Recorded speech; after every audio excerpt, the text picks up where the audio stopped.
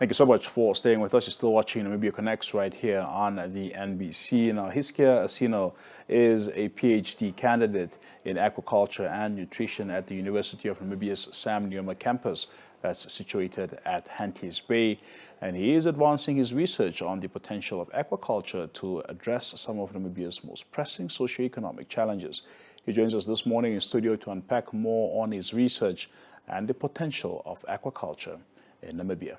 Good morning to you, Mr. Asino. Thank you so much for being with us this morning right here on Namibia Connects. Yeah. Pleasure to have you. Yes. I think you certainly made a few headlines on social media of late, but I think it's important that we have this conversation nonetheless. Of course, you are a PhD candidate at the University of Namibia's Henties Bay campus. First and foremost, talk to us about how you ended up here where you are as a PhD candidate, where your potential and love for aquaculture comes from. Primarily, it's from my parents, especially my mother. Yeah.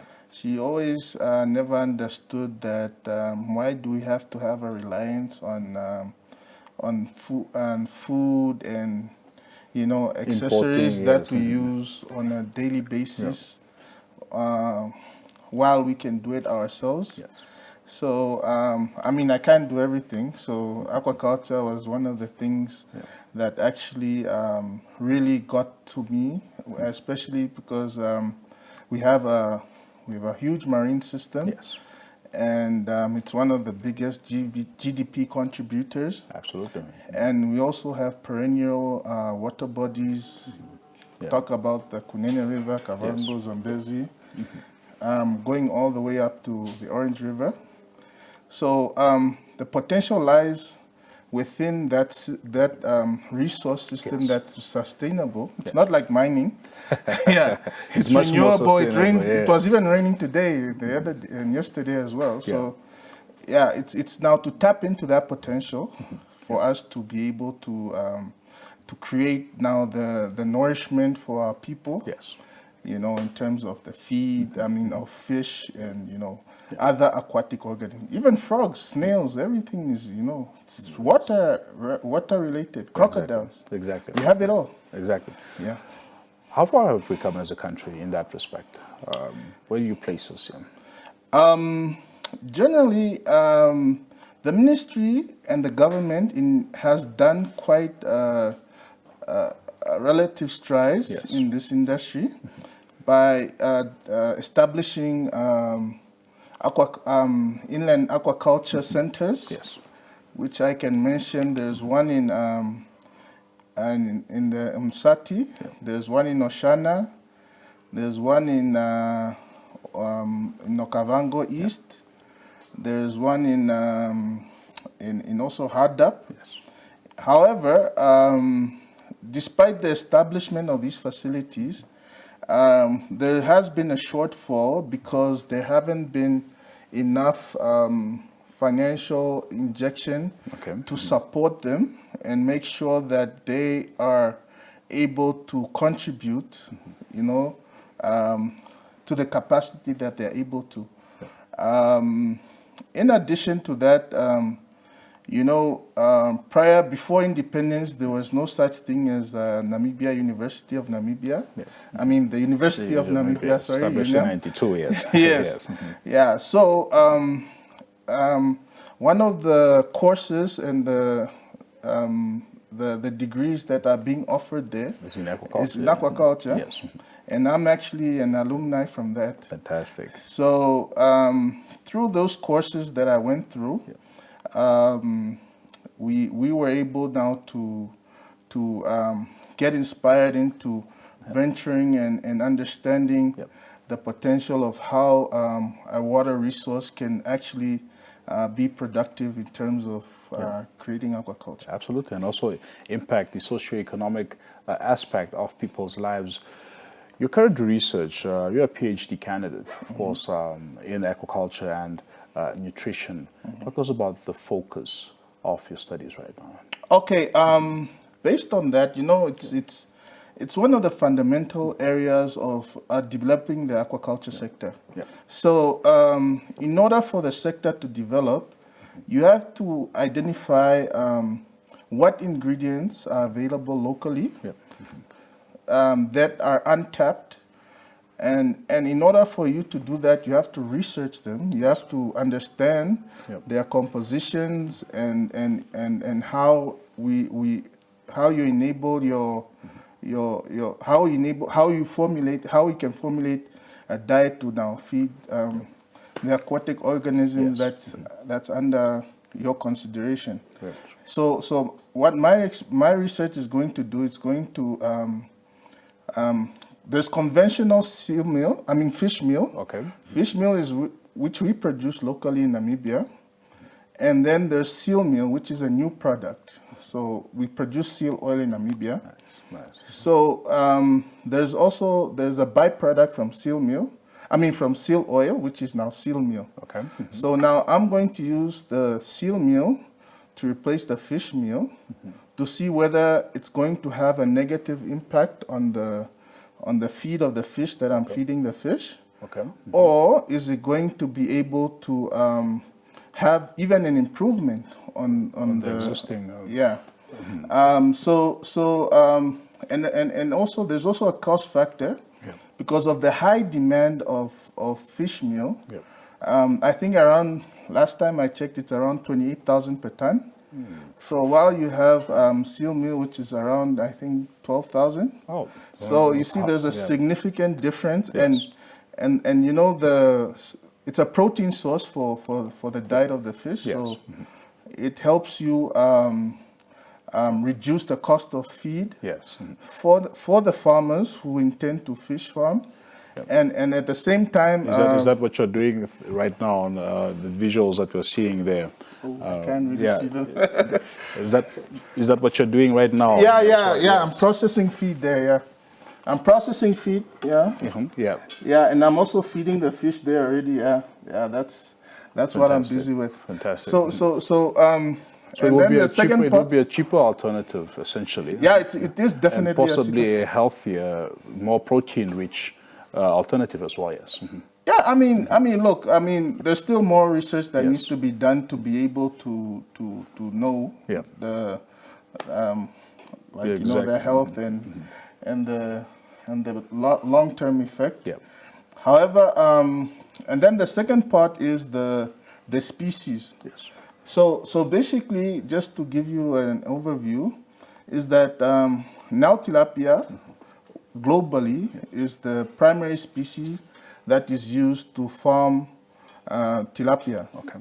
So it's a species. So basically, what happened is that this species was taken from Africa, and it was improved through breeding selection. Okay.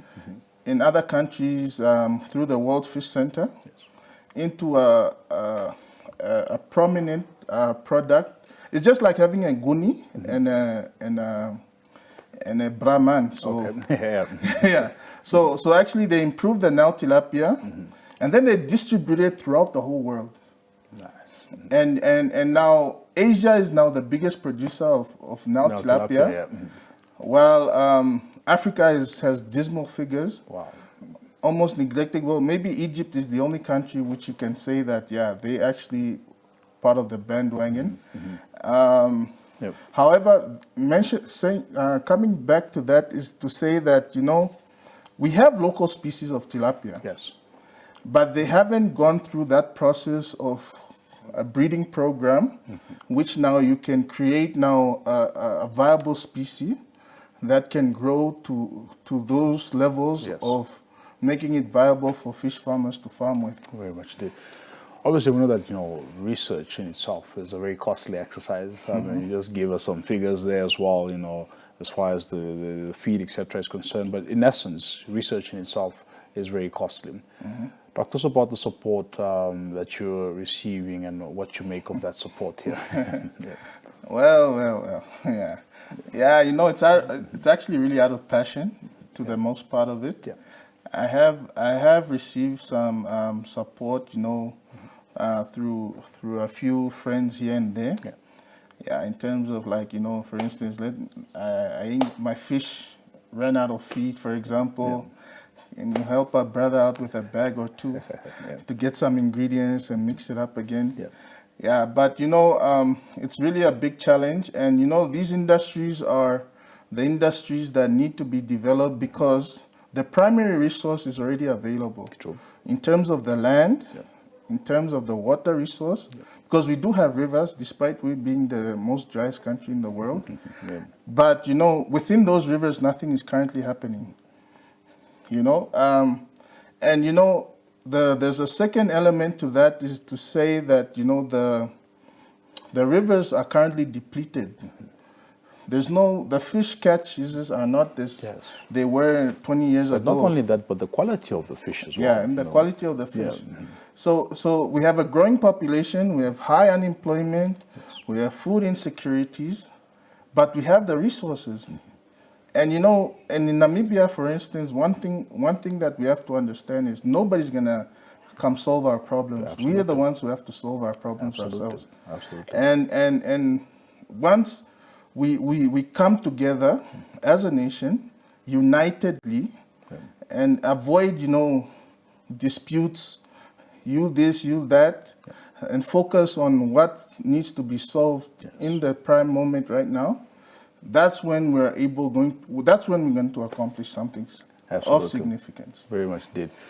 Just lastly, I wanted to gauge you on, what you make of Namibians' appreciation for our marine life. Also when it comes to the consumption thereof, I always have this joke when I meet friends from abroad, etc. I'll tell them that Namibians love red meat so much that we had to set up an organization that promotes the consumption of fish. That's so true. Yeah. Just in as far as what you make of our appreciation of our aquaculture, our approach to it, our investment thereof, but also as a people, to really appreciate the benefits of our marine life and just the benefits of fishing itself.